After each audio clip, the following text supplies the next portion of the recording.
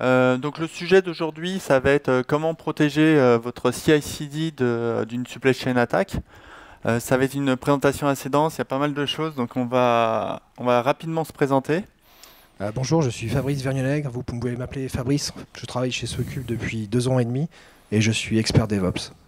Et puis Yann Albou, je suis le CTO de Société Socube, une société de consulting hautement spécialisée dans tout ce qui est DevOps, DevSecOps, Cloud et agilité. Et il se trouve qu'on rencontre régulièrement chez nos clients des besoins au niveau de la mise en place de CI/CD et de la sécurité associée. Et ça va être un peu le retour d'expérience qu'on va vous faire sur un certain nombre de recommandations. Alors d'abord, la supply chain attack, c'est quoi? Donc souvent, historiquement, on voit la sécurité comme une forteresse avec une ceinture périmétrique. Et puis, dès qu'on rentre dans cette ceinture périmétrique, c'est vite le bazar. Et puis, les attaques se multiplient, se diversifient. Les choses ont beaucoup évolué vers un changement de paradigme qu'on appelle le Zero Trust. Et le but du Zero Trust, c'est de protéger l'ensemble du SI, et pas simplement la partie network, mais aussi la partie système, la partie applicatif, l'ensemble, et en particulier la partie CI/CD. Et donc, une supply chain attack, c'est une cyberattaque qui cherche à nuire à une organisation de manière directe ou indirecte, en ciblant les éléments les moins sécurisés de la chaîne d'approvisionnement. Les impacts sont assez variés. Ceux pour lesquels on a l'habitude de voir beaucoup de choses sont pas mal la divulgation de données, la perte financière, mais il y a aussi beaucoup de choses autour du dysfonctionnement des applications. Et puis il y a 2 cas intéressants ici. Il y a la lib Color et Faker de côté NPM, où le développeur a délibérément introduit des bugs dans son application pour des bonnes ou des mauvaises raisons. Et ça a eu des impacts énormes sur des milliers d'applications. Côté Log4j, il y a eu une vulnérabilité qui s'appelle Log4Shell, qui a eu une vulnérabilité de type 0D, qui a provoqué beaucoup de dysfonctionnements ou de problèmes dans nos entreprises. Nous, on a été, parmi tous nos clients, il y a eu pas mal de personnes qui ont été impactées. D'ailleurs, dans la salle, qui a été impacté par Log4Shell d'une manière ou d'une autre? Ouais, pas mal. Et on voit bien qu'il y a vraiment un besoin de réagir face à ce type aussi, qui ne sont pas des attaques directes, mais qui sont des problématiques d'entreprise à gérer. Et on voit que la cible, elle change.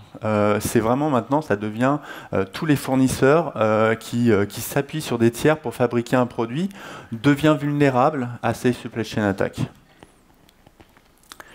Et donc, vous l'aurez compris, la cible de la présentation, ça va être vraiment le focus sur la CI/CD et la sécurité autour de ça uniquement. On ne va pas parler de sécurité de manière générale, on ne va pas parler de sécurité au niveau applicatif, on ne va pas faire un focus précis sur un produit, mais vraiment, c'est un retour d'expérience basé sur un certain nombre de recommandations qu'on va vous faire.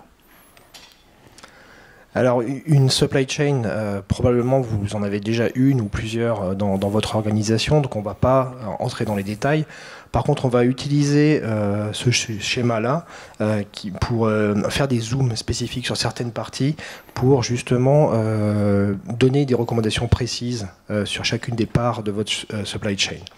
On va également utiliser un flow qui est plutôt le flow amont vers aval. Donc commencer par tout ce qui est plutôt proche du développeur au début pour s'attaquer à la partie continuous integration, continuous deployment et puis tout ce qui est opérationnel par la suite. Alors pour faciliter un peu la lecture et surtout on espère la mise en application des recommandations, on a adopté une signalétique qui permet déjà de situer où la recommandation se focalise. Est-ce qu'on est plutôt sur la partie développement ou la partie opérationnelle en run? Ensuite, on a la partie quel type de mitigation cette recommandation donne. Est-ce qu'on est plutôt dans l'amélioration de la détection ou plutôt la réduction de l'impact ou plutôt la réduction de la probabilité. Ensuite, il y a le type de recommandation. Est-ce que c'est la mise en place d'un outil? Est-ce que c'est un changement de processus? Ou est-ce que c'est une bonne pratique? Alors ça peut être un mélange de ces types. Et puis volontairement, une estimation de l'effort. Toutes les recommandations ne sont pas du même effort en fait. Donc c'est vaguement, c'est volontairement vague, mais ça vous donne une classification en tout cas de l'effort attendu pour la mise en place d'une recommandation. Alors première recommandation, publier sa SBOM. Alors qu'est-ce que c'est que la SBOM? C'est la Software Bill of Material. Ça représente la liste exhaustive de toutes les dépendances logicielles, qu'elles soient des packages applicatifs ou des librairies ou des packages système, dont votre application containerisée va avoir besoin. Alors c'est celle qu'on connaît, directe, qu'on explicite, et c'est également celle indirecte, qu'on va hériter par dépendance de dépendance, ou qu'on va hériter dans les images de base sur lesquelles on s'appuie. Et vous allez me dire en quoi ça nous protège. Alors, le fait déjà de connaître ces dépendances, c'est déjà un premier élément de découverte. On est assez surpris la première fois qu'on fait une liste exhaustive de tous les packages dont on dépend. Ensuite, c'est aussi une bonne pratique, hein, c'est une démarche de transparence. Voici la liste de mes ingrédients que je fournis dans mon image, et je suis également en mesure d'attendre, en tant que consommateur, une liste également de tous les ingrédients lorsque j'utilise une image. Alors comment est-ce qu'on fait ça? Alors, on pourrait le faire à la main, ça serait relativement compliqué. Pour ça, il existe des outils. Hein. On ne les nommera pas tous, mais par exemple Docker SBOM ou Trivy ou Sift vont vous extraire de votre image la liste des dépendances qui sont incluses dedans. Alors ils vont le faire même dans un format maintenant qui est standardisé, hein, SPDX ou Cyclone. Il y a des standards qui existent pour formaliser cette SBOM. Et puis on va l'attacher à l'image, de manière à ce qu'elle soit conviée avec l'image qu'on va utiliser. Et on va faire aussi attention à un problème qu'on peut avoir, qui est, lorsqu'on fait détection dans l'image, il se pourrait que, à cause du langage du framework, elle soit obfusquée. Quand on fait du JavaScript, et notamment du Node, on se retrouve avec du JavaScript minifié, et probablement l'outil va pas réussir à retrouver les dépendances initiales. Donc dans ce cas-là, on fait l'exercice de BOM avant la partie mise en publication d'image. Et puis ce qu'on peut faire pour une image, on peut le faire pour toutes. Et donc l'idée, c'est pourquoi est-ce qu'on ne peut pas consolider une SBOM globale? On pourrait le faire de manière à connaître dans l'organisation tous les packages qu'on a, et répondre à la question, est-ce qu'on est impacté par Log4j? Alors on peut le faire une fois, mais ce n'est pas un exercice très intelligent. On va essayer de l'automatiser. On va mettre ça dans le CI/CD pipeline de manière à ce que ça soit automatique. Deuxième recommandation, mettre à jour ses dépendances. Qui dit software, dit bug, dit vulnérabilité, et ça de manière fréquente et constante. Et on l'espère correctif également. Donc on a tout intérêt à mettre régulièrement à jour les packages dont on dépend. Ça a des avantages collatéraux. Hein. Ce n'est pas qu'une démarche sécurité, mais le fait de mettre à jour régulièrement, ça permet de bénéficier également des correctifs fonctionnels. Nous, à SoCube, on est assez promoteurs du concept DevSecOps. C'est une équipe possède un produit, elle le crée, elle l'opère, et surtout, elle le maintient. Donc c'est la responsabilité de l'équipe de mettre à jour ses dépendances. Alors ça, c'est pas gratuit. Hein. Ça a un certain coût. C'est pas le produit, il est là, on le jette, et puis c'est une autre équipe qui l'opère. Il va falloir budgéter cet effort. Il va falloir réserver des capacités de manière à ce que nos softwares soient régulièrement maintenus. Et puis on va essayer d'éviter de s'engorger. Si on n'est pas capable de faire de la release fréquente en production, on ne va pas faire des mises à jour toutes les 2 semaines. Parce que là, du coup, on va se tuer en termes de capacité. Donc on va adapter le rythme d'update à notre capacité à déployer en production. Alors comment est-ce qu'on fait? Première bonne idée, c'est déjà de réduire les dépendances. Moins on en a à mettre à jour. Donc déjà, on peut se débarrasser, disons, de toutes les dépendances inutiles que l'on trimballe dans nos containers. C'est une bonne idée. Et puis ensuite, on va se faire aider par des outils. Alors, il y a des outils qui vont faire la veille technologique pour nous, regarder les mises à jour des packages dont on dépend, et nous proposer déjà les modifications de code, nous préparer la modification de code pour qu'on n'ait plus qu'à l'accepter. Alors une autre bonne idée, c'est de s'appuyer sur le semantic versioning, parce que tous ces packages-là, ils évoluent, mais on n'est pas sûr en fait des régressions qu'ils peuvent introduire. Donc pour garantir une compatibilité, on va s'appuyer sur le système de versioning qui va en théorie nous indiquer qu'on peut utiliser dans cette voie-là, en tout cas des mises à jour, des patchs réguliers. Et puis une bonne idée, hein, quand on a un certain volume, c'est de ne pas faire chaque équipe le même travail, c'est de standardiser les images. C'est de s'appuyer sur une bibliothèque d'entreprise qu'une équipe va mettre à jour, et eux vont faire le boulot une seule fois en fait. Alors attention, hein, ce genre de système, de mécanisme, c'est bien, mais vous pouvez le faire et vous devez le faire uniquement si vous avez en place des tests de non-régression. Parce que le semantic versioning, c'est une intention. Ça ne vous garantit absolument pas qu'il y a de la régression. Et ça, on le voit très régulièrement. Autre recommandation, assurer l'immutabilité des containers. L'immutabilité, c'est quoi? C'est la capacité à ne pas changer. Alors généralement, la résistance au changement, c'est assez mal vu, hein. Par contre, en IT, c'est une qualité. Ça permet d'avoir des systèmes qui sont sous contrôle, avec des comportements qui sont reproductibles et prévisibles. Et puis, en matière de sécurité, le fait d'avoir le file system sous-jacent qui ne peut pas changer, c'est un avantage. Parce qu'en cas de compromission, on réduit la possibilité de manœuvre latérale, et donc de pivoter, d'avoir une compromission qui s'étende au-delà de notre container. Comment est-ce qu'on peut faire ça? Alors déjà, au niveau de notre application, il va falloir identifier clairement les besoins de stockage d'informations temporaires et longue durée, et puis y remédier. Mais ce n'est pas question qu'en fait ces stockages-là soient dans le file system du container lui-même.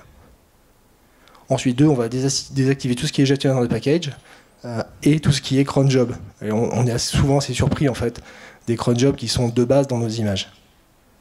Une fois qu'on a ça, on peut se permettre d'enforcer le container en mode lecture seul, ce qui est une bonne pratique, et avoir un container qui est vraiment naturellement immutable. Alors on parle d'immutabilité du container, mais il y a l'immutabilité des tags de l'image. Donc être sûr qu'une image que je référence par son petit nom, c'est bien elle dont je parle et pas une autre.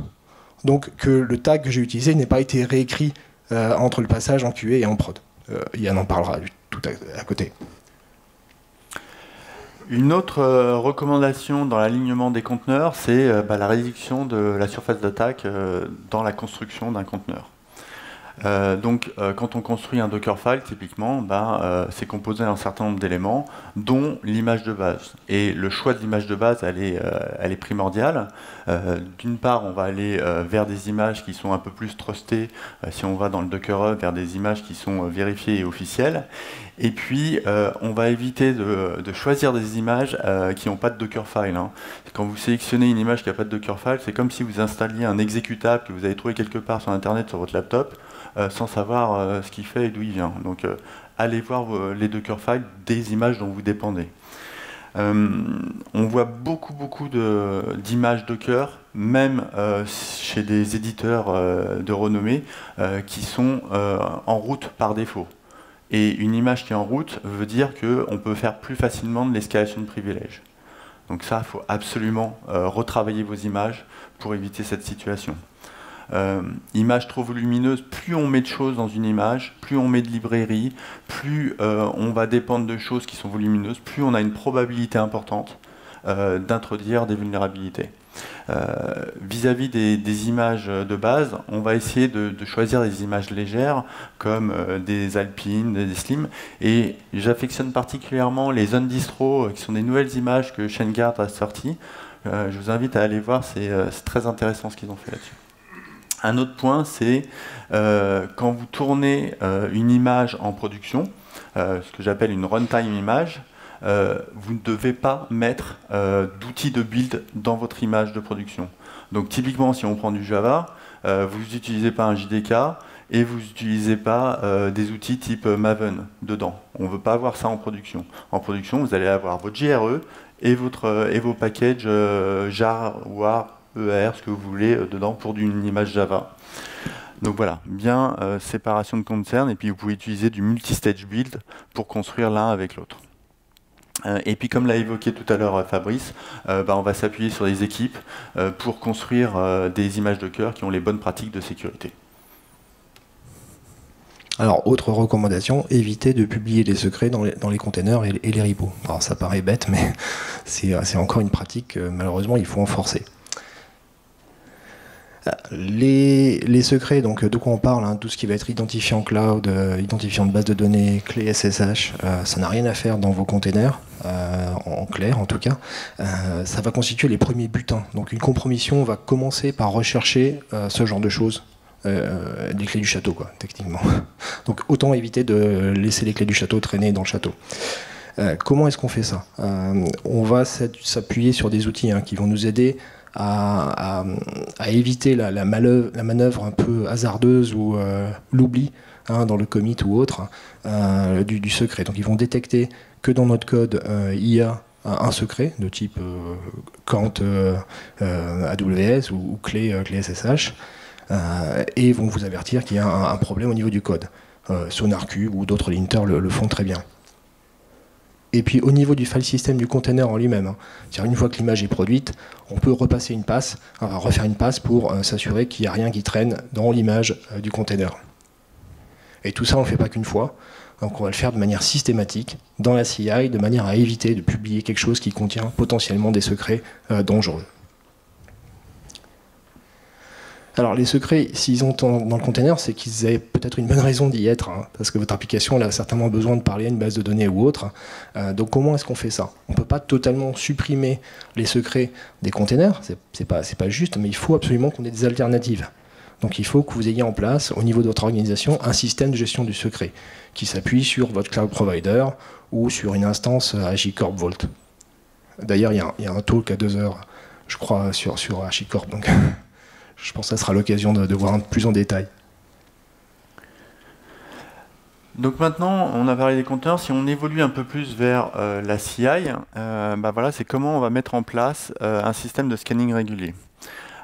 Donc là, à l'écran, on voit une CI, une pipeline de CI assez classique, avec une partie QualityGate dans laquelle on va faire aussi de la détection de code scanning à ce niveau-là, avec du SAST ou du SCA. Mais là, je voudrais me focuser sur la partie plus vulnérabilité.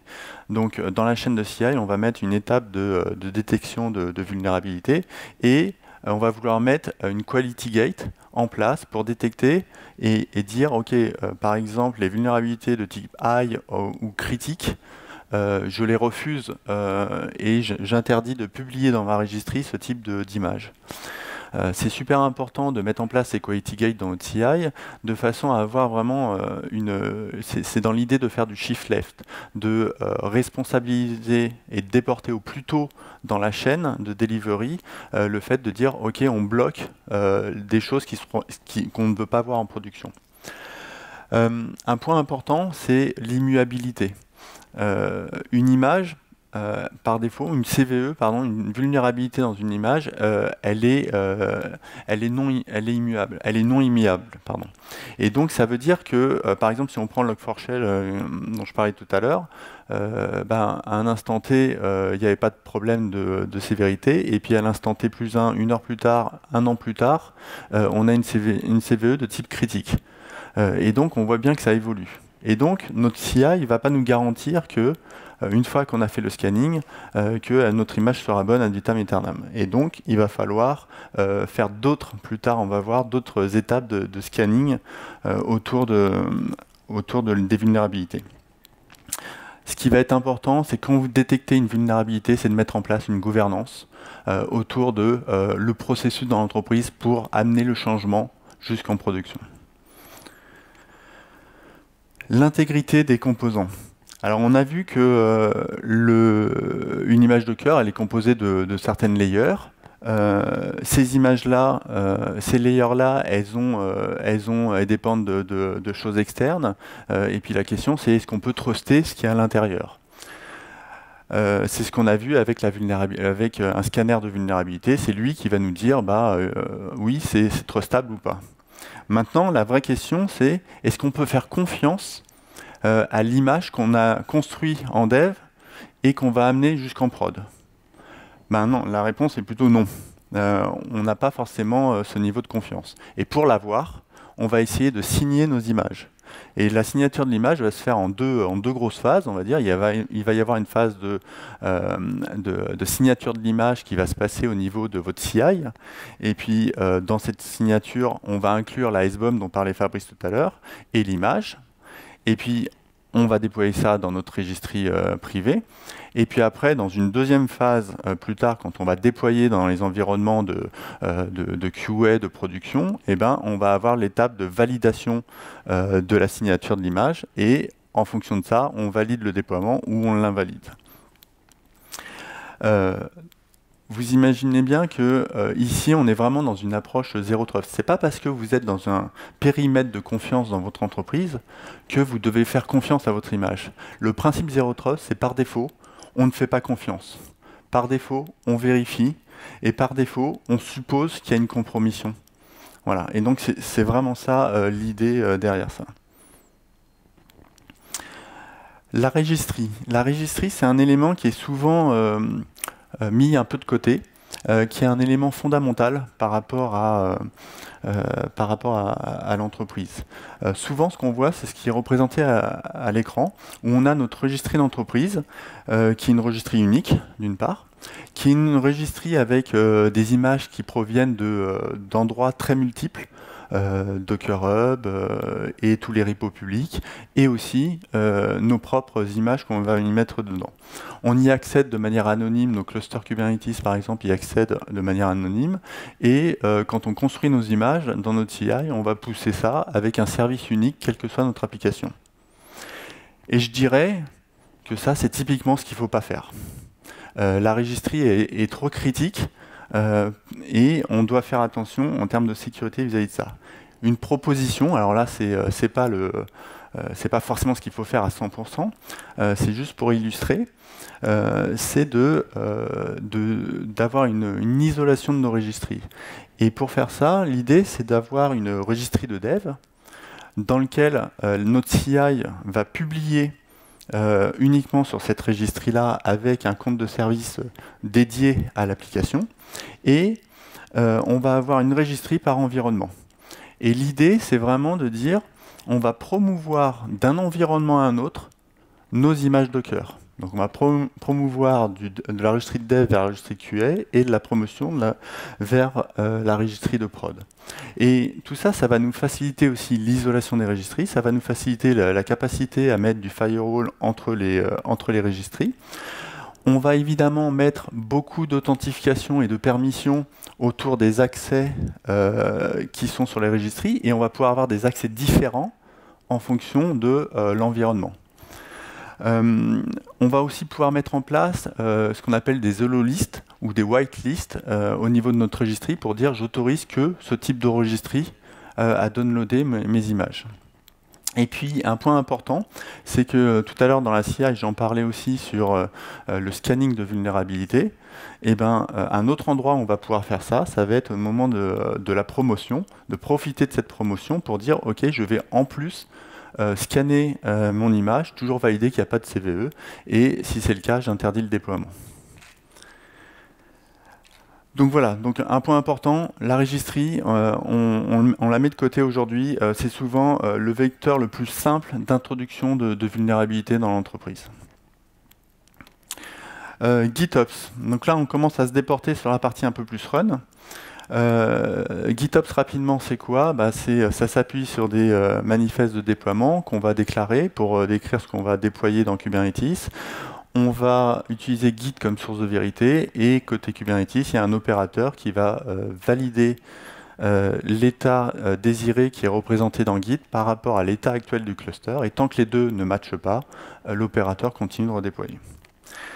Et donc si on regarde GitOps cette fois-ci sur un angle sécurité, il y a plusieurs mécanismes qui sont intéressants de mettre en avant. Donc, le fait que ça s'appuie sur Git par défaut, eh ben, vous allez pouvoir bénéficier de tous les comportements de Git en termes de sécurité, donc l'airbag, les permissions associées, mais aussi l'historisation, l'audit et les pull requests pour faire de la validation.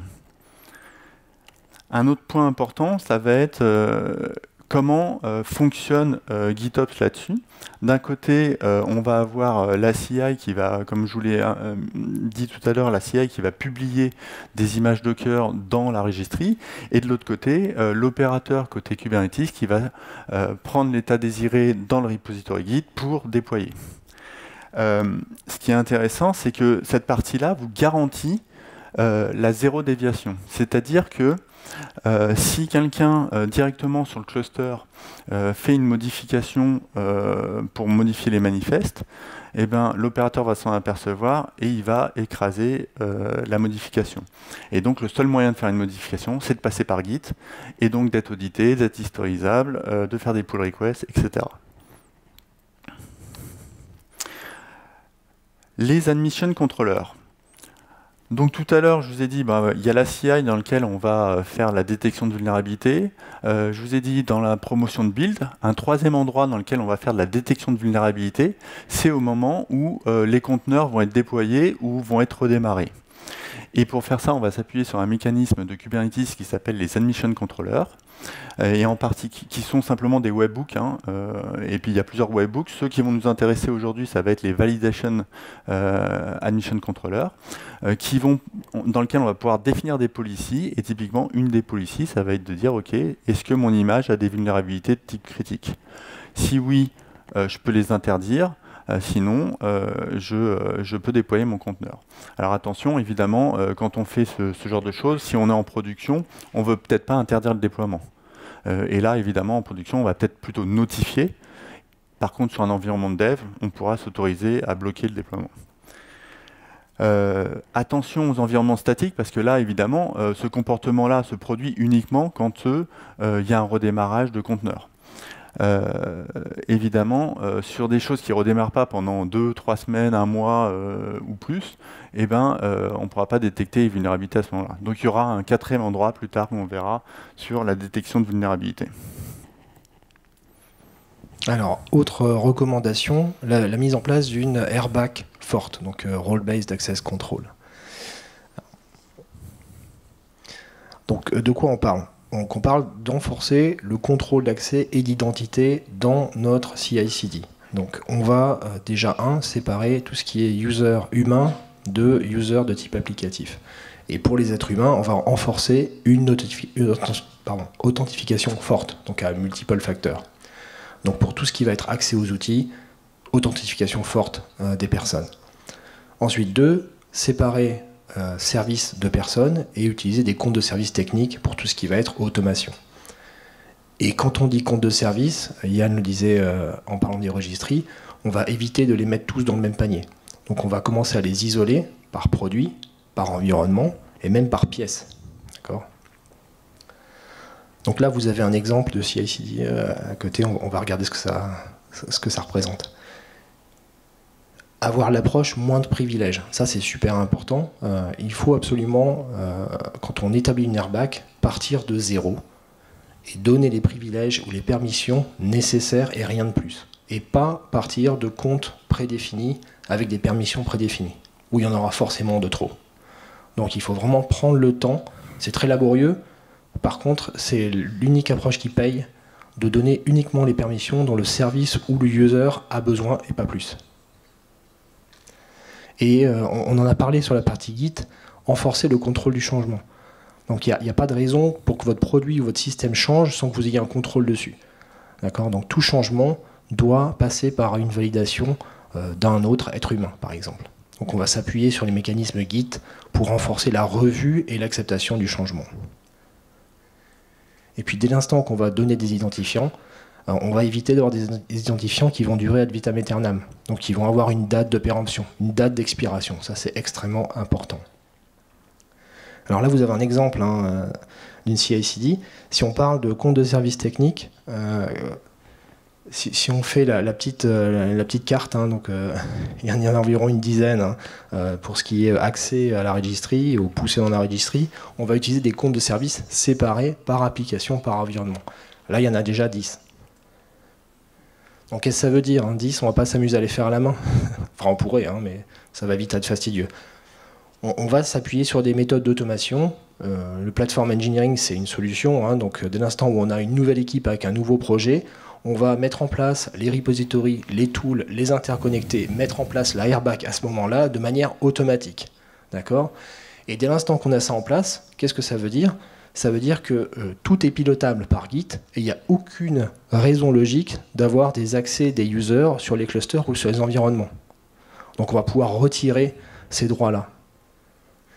Alors là, je vais me faire allumer, mais il faut quand même prévoir un mécanisme d'accès quand même en cas de debug, en cas d'investigation. Par contre, ces mécanismes, il faut faire attention. Il faut que de base et de nature, ça soit des choses uniquement urgentes et temporaires, du genre 8 heures d'accès au cluster. Et après, expiration.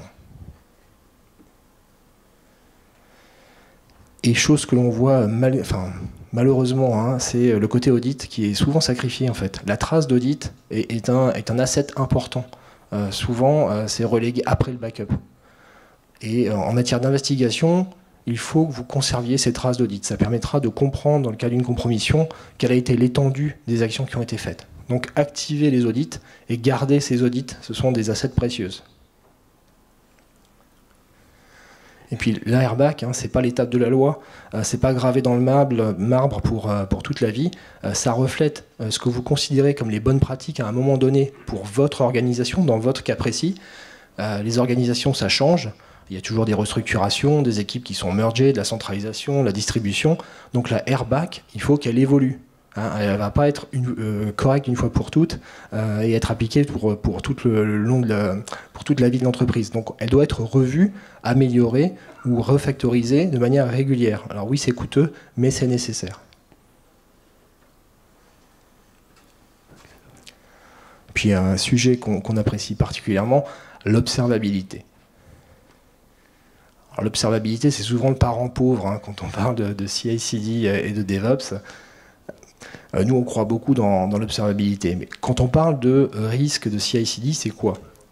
L'observabilité, ça va être mettre à disposition des équipes toute l'information sur les risques, que ce soit des vulnérabilités présentes dans les packages, des secrets qui auraient pu être exposés dans les workloads, mais aussi des problèmes de mauvaise configuration dans les manifestes Kubernetes. Et toutes ces informations, les mettre à disposition des équipes de manière à ce qu'elles puissent faire quelque chose avec cette information.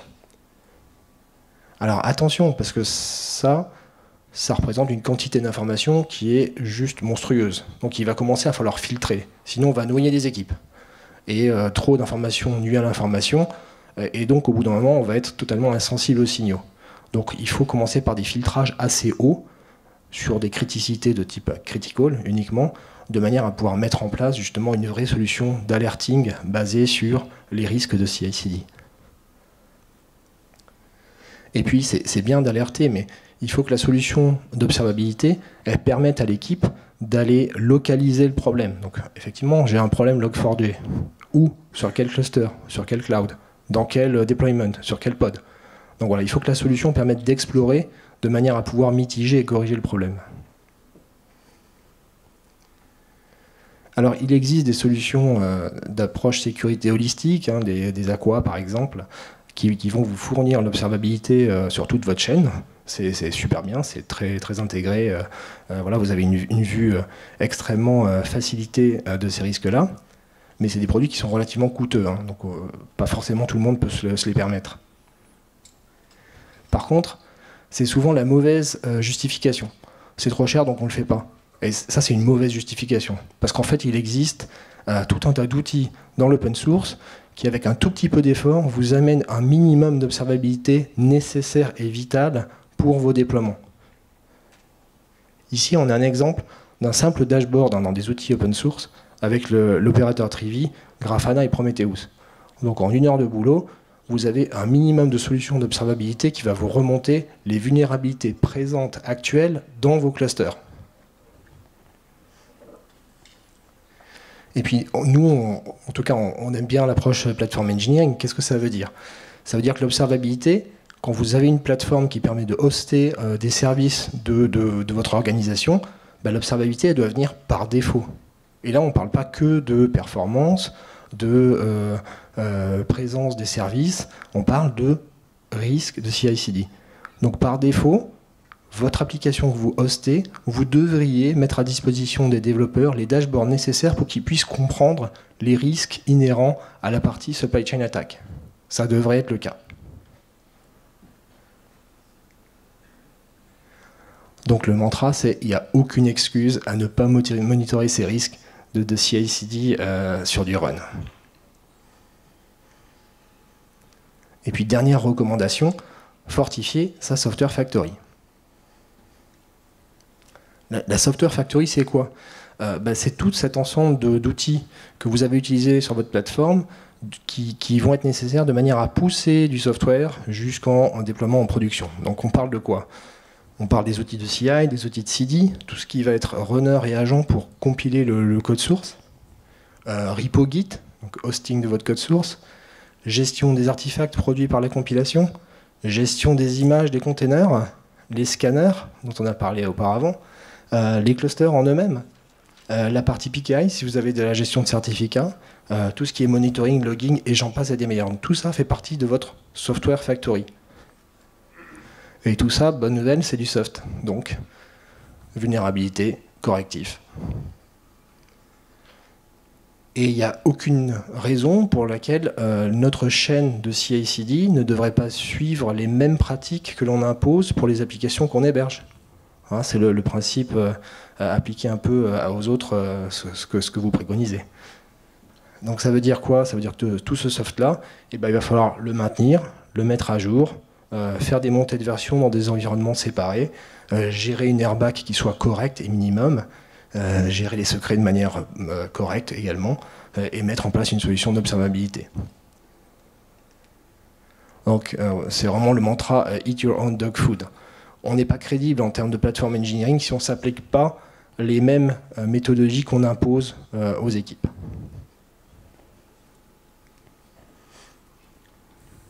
Alors voilà, juste un petit résumé de toutes les pratiques qu'on a abordées aujourd'hui. Alors on n'en a pas fait autant qu'on voudrait, mais en tout cas c'est celles qu'on considère les plus importantes. Donc c'est pas exhaustif, hein, il y en a d'autres, mais pour aider un petit peu à la lecture, vous avez une classification, et puis ce qu'on trouve important, c'est l'effort nécessaire pour une organisation pour mettre ça en place. Donc voilà, la supply chain attack, la chaîne d'approvisionnement est vraiment quelque chose d'extrêmement critique. Faites vraiment un focus dessus, c'est vraiment un nouveau vecteur d'attaque sur lequel il y a vraiment des points d'attention. La liste, comme l'a dit Fabrice, n'est pas du tout exhaustive, donc, mais voilà, ça vous donne quand même un certain nombre d'éléments. À noter que le State of DevOps 2022 est sorti cette année et, par Google, et puis met en avant, particulièrement cette année, justement, les risques liés à la supply chain. Et ce qui est intéressant, ce qu'ils disent aussi, c'est que dans une organisation, le plus grand facteur prédictif des pratiques de sécurité autour du développement et du déploiement d'applications, c'est pas forcément technique, mais quelque chose de plus culturel. Donc on voit bien que les outils, la manière de faire, tout ce qu'on vous a proposé, c'est quelque chose d'important. Des équipes culturellement sensibles à tous les aspects de sécurité, c'est très important. Ce même rapport met en avant aussi un nouveau framework de sécurité qui s'appelle SLSA pour Supply Chain Level for Secure Artifacts. C'est un framework qui est une spécification qui est en 0.1 qui permet justement de décrire un petit peu tous les standards qui se passent autour de la chaîne d'approvisionnement et qui permet d'amener un standard avec différents niveaux de maturité. Et donc, ce qui vont nous permettre, ces niveaux, de nous jauger nous-mêmes sur là où on en est dans l'entreprise vis-à-vis de ses besoins de sécurité.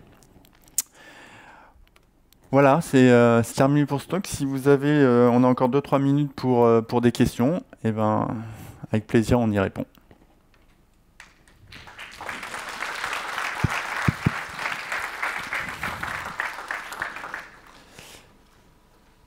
Une question là-bas.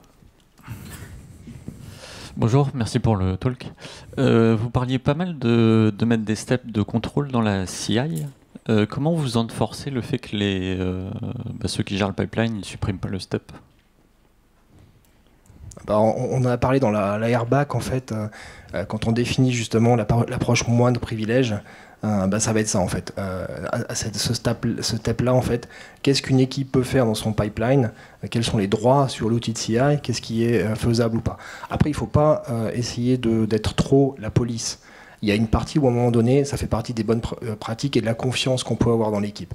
Donc il y a toujours sur la règle de je ne fais pas confiance à je fais confiance, il faut toujours trouver l'équilibre. La airbag permet d'enforcer certaines choses.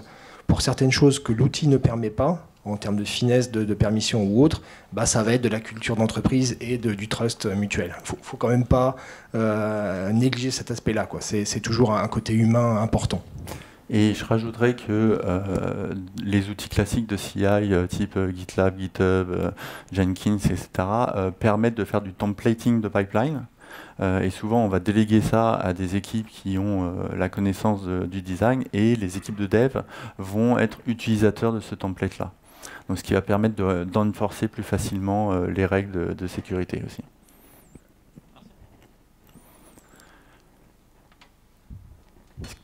Est-ce qu'il y a d'autres questions? Eh bien, très bien, merci. Puis au pire, on est à disposition si vous voulez discuter de ces sujets-là. Merci beaucoup.